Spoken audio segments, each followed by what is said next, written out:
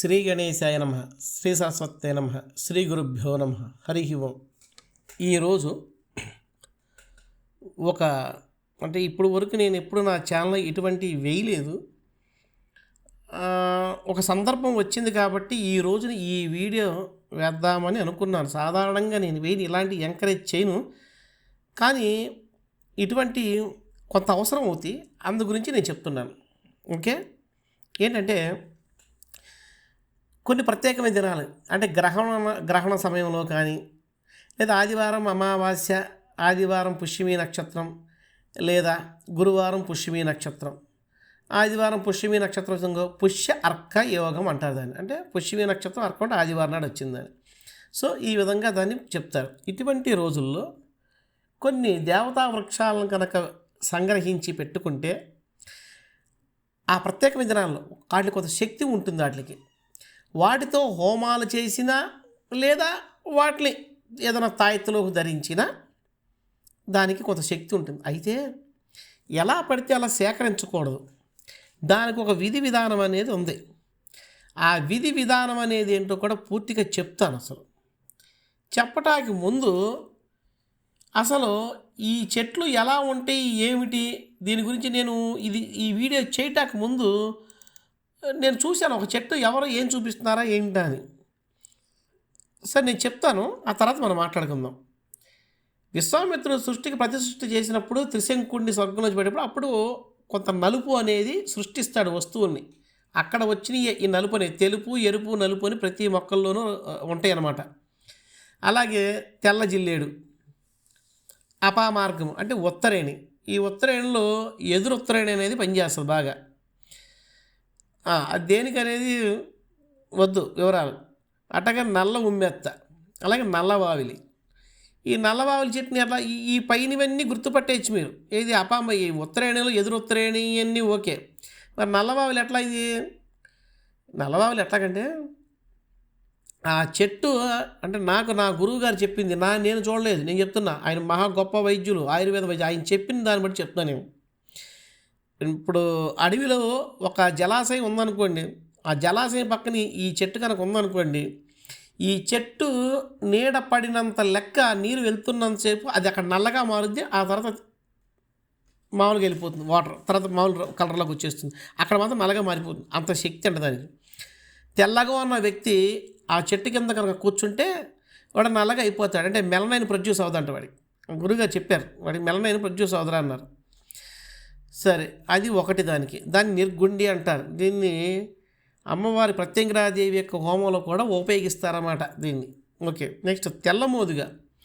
దీనికి ఏం చెప్పారు గురుగారు? పలాస పుష్ప సంకాశం అంటే పాలాస పుష్పం, మోదుగ చెట్లు. దీంట్లో తెల్లమోదుగా. ఏంటి గురుగారు అంటే వారేం చెప్పారు? ఎవడన్నా బీపీ ఉన్నోడు ఈ చెట్టు కింద కనుక కూర్చుంటే బీపీ తగ్గిపోతుందంట. వాడు బీపీ తగ్గిపోతుందంట. ఇక ఎర్ర చత్రమూలం గురుగారు చెప్పారు, అరే ఇది బిలాల్లో ఉంటుంది, అడవిల్లో కొండగుహల బిలముల్లో ఉంటుంది ఇది. అయితే ఈ చెట్టు తీగలాగా బాగుద్దురా. అదేంటంటే ఆదివారం అమావాస్య రోజున అది సర్పాలాగా ఉండిపోతాయి. ఆ కొమ్మలవన్నీ కూడా సర్పాలుగా మారిపోతాయి. అవన్నీ అది మామూలుగా కాదు. చెట్టుకి కట్టు కట్టి దిగంబరంగా బట్టలని ఊడతీసి వెళ్ళి దానికి సేకరించి తీసుకురావాలి దాన్ని అన్నారు. అట్లాగే నల్లవావుల చెట్టు మీద కూడా అంట మోచేయి అంత పాము ఉంటుందంట. ఏది తాటికిరగల పాము అంటారు, తాటి చెట్టు. అలాగే దీని మీద నాగుపాము ఉంటుందంట. వాడు డైరెక్ట్గా వచ్చి రెండు కనుల మధ్యలో కోటుద్దంట పాము వచ్చి. నల్లవావులు అంత డేంజర్ అంటే. దానికి కూడా కట్టు కట్టి వండిమూలతో చెట్టు ఎక్కి తీయాలంట దాన్ని. అందుకనే గురువుగారు చెప్పారు, అరే పెరటి మొక్క వైద్యానికి పనిచేయదని. ఎందుకండి అంటే ఇలా ఆడవాళ్ళు బహిష్ట అవుతారు కదరా, మైల గాలి లేకపోతే ఇంకేమైనా చనిపోయిన మైలు గాలి. అందుకని పని చేయవు, వాటికి దైవత్వం పోతుంది. అందుకని కొన్ని చెట్లు పని చేయవు, అవి అక్కడే పెరగాలి, అక్కడే చేయాలన్నారు. గురువుగారు అవునా అన్న. సరే, ఓకే, రైట్. ఇప్పుడు మన విషయంలోకి వద్దాం. మరి అసలు ఇప్పుడు మనం ఆడుకుందాం మనకు లభ్యమయ్యే వాటి గురించి. తెల్ల జిల్లేడు దూదితో, వెప్ప పువ్వు యొక్క నూనెతో. వెప్ప పువ్వు తెలుసుగా, భద్రాచలం, దాని నూనెతో. అంటే తెల్ల జిల్లేడు దూదిని, తెల్ల జిల్లేడు కాయలు ఉంటాయి కదా, దాంట్లో దూదిని ఏం చేయాలి? డైరెక్ట్గా కాదు, మామూలు పత్తితో కలిపి రెండింటిని కలిపి పేనాలి. అప్పుడు అది ఒత్తు అవుతుంది. అది అలా వెప్ప నూనెతో 5 దీపాలు చేసి 5 వారాలు వెలిగిస్తే ఆంజనేయ స్వామి ప్రసన్నమవుతాడు. అది ఒకటి. నెక్స్ట్ తెల్ల జిల్లేడు పువ్వులతో శివ పూజ, తెల్ల జిల్లేడు ఆకులతో సూర్య పూజ. మీకు తెలుసు గ్రహణ సమయాలు నెత్తి మీద తెల్ల జిల్లేడు భుజాలపై పెట్టుకుని స్నానం చేస్తారు. ఓకే, అది. నెక్స్ట్ తెల్ల జిల్లేడు యొక్క సమిధులతో సూర్య భగవానికి హోమం చేస్తారు, గణపతికి కూడా చేస్తారు. మరి దీని త్రవ్వి తీసుకురావడం ఎప్పుడు? దీన్ని నేను చెప్పా కదా, ఆదివారం కానీ గురువారం కానీ పుష్యమి నక్షత్రం వచ్చిన రోజున చేస్తే ఇది చాలా మంచిది. మరి ఎట్లా తీయాలి ఏంటి చెప్తా. ముందుగా మీరు ఏ చెట్టుని తెచ్చుకోవాలనుకున్నారో ఆ చెట్టుని చూసి కాస్త ఓ మార్క్ పెట్టుకోండి దాన్ని. ఈ చెట్టుని నేను తెల్ల జిల్లేని తీసుకెళ్ళాలనుకున్నాను, దొంగతనంగా తెచ్చుకోకూడదు, అది కూడా పని చేయదు, వాళ్ళని అడగాలి. నెక్స్ట్ ఓకే, ఏ రోజునైతే శ్వేతార్కాన్ని మీరు శ్వేతార్కం అంటే తెల్ల జిల్లేని లేదా అపామార్గం ఉత్తరేణి ఏదైతే తెచ్చుకోవాలనుకున్నా దాన్ని తీసుకొస్తున్నామో అది ఎవ్వరికీ చెప్పకూడదు, ఎవ్వరికి తెలియనివ్వకూడదు. అది అనుభవంతో తెలుస్తుంది, ఎందుకన్నా నాకు చాలా అనుభవాలు అయినాయి. అయితే ఈ తెచ్చే రోజు నేను చెప్పా కదా, ఆదివారం గురువారం పుష్యమి నక్షత్రం కలిసిన రోజు అయి ఉండాలి. ఓకే, మరి ఏం చేయాలి? డైరెక్ట్గా ఆ రోజున వెళ్ళిపోవాలా? కాదు, ఆ చెట్టు దగ్గరికి ముందు రోజే వెళ్ళాలి. అంటే ఆదివారం అయితే లేదా ఆదివారం అయితే శనివారం నాడే వెళ్ళాలి ఒక రోజు ముందు, గురువారం అయితే బుధవారం నాడే దాని దగ్గరికి ఎప్పుడు వెళ్ళాలి? సాయంకాలం పూట వెళ్ళాలి. వెళ్ళేప్పుడు ఏం చేయాలి? ఒక ఎర్రటి దారం, ఓ సింధూరం, నీళ్ళు, అగరబత్తులు, అగ్గిపెట్టె, మహిసాక్షి గుగ్గిలం. ఇది మెయిన్ గుర్తుంచుకోవాలి. ఇది కిలో 2000 గుగ్గిలు, మహిసాక్షి గుగ్గిలం. కొంచెం చాలు, ఎక్కువ అవసరంలా ఆ గుగ్గిలు వేయటానికి. ఇవి తీసుకుని పోవాలి అక్కడికి. వెళ్ళి ఏం చేయాలి? ఆ చెట్టుకి ఎదురుగుండా నుంచుని, అంటే ఎక్కడ నుంచోవాలి? ఆ చెట్టుకి తూర్పు వైపును కానీ లేకపోతే ఈశాన్య దిక్కును కానీ ఏటో ఒకటి నుంచోవాలి. ఆ చెట్టుని ఇప్పుడు ఉదాహరణ తెల్ల జిల్లేడు తెచ్చుకోవాలనుకున్నారు, దాన్ని ఒక గణపతి రూపంగా భావించుకోవాలి. లేదు ఉత్తరేణి తెచ్చుకోవాలనుకున్నారు, దాని ఒక గణపతి రూపంగా లేదా విష్ణు రూపంగా లేదా బుధుని యొక్క రూపంగా భావించుకోవాలి. ఓకేనా? దాన్ని నమస్కరించి చెట్టు మొదల్లో కాసినన్ని ఆవు పాలు, కాసిన నీళ్ళు, కాసిన సింధూరం, గంధం, అక్షతలు ఇవన్నీ వేసి దానికి చక్కగా మహిసాక్షి గుగ్గిలంతో పొగ వేసి దాని ఎర్రని దారాన్ని చెట్టుకి కట్టి ఇలా ప్రార్థన చేసుకోండి. మామూలు తేలిక భాషలో, ఓ గణపతి ప్రభు, ఓ శ్వేతార్క దేవా, నీకు నా నమస్కారం. నా కార్యసిద్ధికై రేపు నేను నిన్ను తీసుకువెళ్ళడానికి ఇక్కడికి వస్తాను.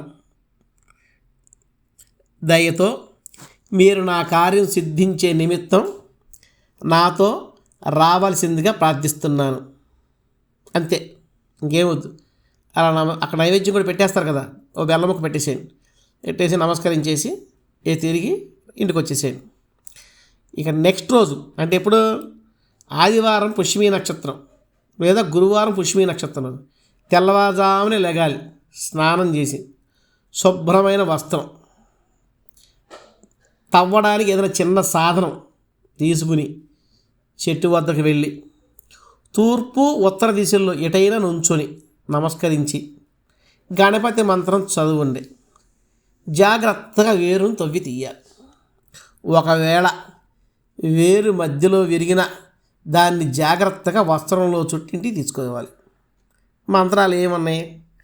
గం గణపతయే నమః, లేదా గం గ్లౌం గణపతయే నమః, లేదా గ్లౌం గణపతయే నమః. ఎలాగైనా పర్వాలా, మీరు ఎలా చెప్పుకున్నా పర్వాలేదు గణపతి మంత్రం. ఓకే, కాబట్టి ఆ మంత్రం చెప్పి గణపతికి మీరు చక్కగా ఇంటికి తెచ్చుకోండి. తెచ్చేసుకుని అలా కాదు, ఒకవేళ దత్తూర అంటే ఏంటి, ఉమ్మెత్తి తెచ్చుకోవాలనుకున్నారు, శివమంత్రం చెప్పుకోండి. ఎదురు ఉత్తరాయణ తెచ్చుకోవాలనుకున్నారు, ఓ సరస్వతి మంత్రం, ఒక నారాయణ మంత్రం, ఒక బుధ మంత్రమో చెప్పుకోండి. దానికి ఇలా రకరకాల వాటికి రకరకాల మంత్రాలు చెప్పుకుని దాన్ని తెచ్చుకోవాలి, సంగ్రహించుకుని. ఓకే, అయిపోయిన తర్వాత ఇప్పుడు నెక్స్ట్ ఏం చేయాలి? ఈ తెచ్చుకున్నటువంటి దాన్ని శుభ్రంగా ఇంట్లో మంచి జలం ఉంటే జలంతో కడగండి, లేదంటే మన గంగనీరుతో ప్రోక్షణ చేసి శుభ్రంగా తుడిసేసేయండి. బాగా కడిగి తుడిచేయాలి, ఎందుకంటే మరి తడుంటే పాడైపోతుంది. తుడిచేసి దాన్ని ఒక ఆసనం పైన ఒక ఎదురుండా పీట వేసుకోండి. ఆ పీట పైన ఎర్రటి వస్త్రం పరచండి. దానిపైన ఇది పెట్టాలి. ఏది ఇప్పుడు మీరు తెచ్చుకున్న ఎర్రచందనం ముక్క నేను ఈసారి చూపిస్తాను మీకు. నా దగ్గర ఉంది, నేను ఎలా ఉన్నాయో చూపిస్తాను అవన్నీ కూడా. అది ఎలా ఉంటుందో పెట్టి ఎర్రచందనం పౌడర్ దాని మీద చల్లండి. ఎర్రచందనం ఒరిజినల్, ఎర్ర కుంకుమ, పసుపు, గంధం పొడి, సింధూరం, పువ్వులు, అక్షతలు ఇవన్నీ వేసి పూజించండి. ఇక్కడితో ఒక అందంగా అయింది. నెక్స్ట్ ఏం చేయాలి అది కూడా చెప్తున్నా. ఇప్పుడు ఏం చేయాలి? ఉదాహరణ, గణపతి ఏమిస్తారు మనకి? సిద్ధి, బుద్ధి, ఐశ్వర్యం. ఈ కోరుకున్న వాళ్ళు లక్ష్మీ గణపతి మంత్రంతో దాంతో చక్కగా, లేదా ఇందా నేను చెప్పిన గం గణపతియే నమః, లేదా గ్లౌం గణపతియే నమః, లేదా గం గ్లౌం గణపతియే నమః, ఏదైనా, లేదా లక్ష్మీ గణపతి మంత్రం ఏదో ఒకటి చెప్పుకుంటూ, లేదా మేధోల్కాయ స్వాహ అని కూడా ఉంది మంత్రం.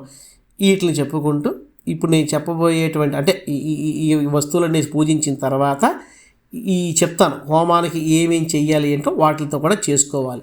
అయితే గణపతికి నైవేద్యంగా కుడుములు పెట్టుకోవాలి, అంటే ఉండ్రాళ్ళు, ఓకే, లడ్డూలు కానీ అయ్యాక సమర్పించుకోండి. ఇక తర్వాత పూజ అంత అయ్యాక 1116 సార్లు కరెక్ట్గా గుర్తుకొచ్చుకోలే అంకె, 1116 సార్లు ఏ మంత్రంతో అయితే మీరు అది తీసి తెచ్చారో ఆ మంత్రంతో హోమగుండంలో ఏమేమి వస్తువులు వేయాలి?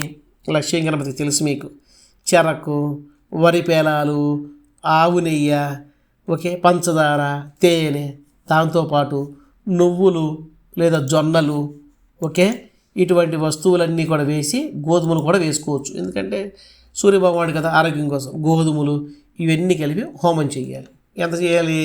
కనీసం మీరు అది ఇంటికి తెచ్చిన తర్వాత పూజ చేస్తారు కదా, కొంచెం ఒక మంత్రం కూడా చేస్తారు కదా, దాంట్లో దశాంశం. ఉదాహరణకి ఒక 5000 మంత్రం చేశారనుకోండి, దాంట్లో దశాంశం అంటే 500, అంత దానికి మనకి హోమం చేసే విధంగా పెట్టుకోండి దాంట్లో, ఓకే.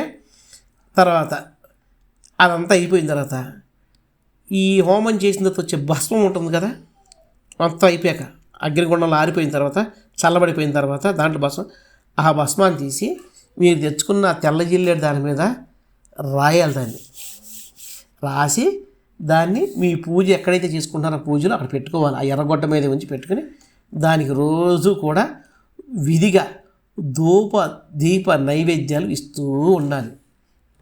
ఏంటయ్యా దీనివల్ల ఉపయోగాలంటే, ఈ శ్వేతార్కం ఇలా మీ ఇంట్లో ఉండే సాక్షాత్ గణపతి ఇంట్లో ఉన్నట్టే. దీనివల్ల కలిగే ప్రయోజనం ధనము, ధాన్యము, సమృద్ధి, వ్యాపార వృద్ధి, వ్యాపారం శాఖోపశాఖలుగా పెరుగుతుంది, ధనయోగం పడుతుంది, చదువుల్లోనూ రాణిస్తారు విద్యార్థులు, సర్వకార్యాలు జయప్రదం అవుతాయి. కాబట్టి ఇంకొక విషయం చెప్తున్నా, ఎలాంటి పరిస్థితుల్లో కూడా ఈ శ్వేతార్కాన్ని నిరాదరణ చేయకూడదు, అంటే వదిలేయకూడదు దాన్ని.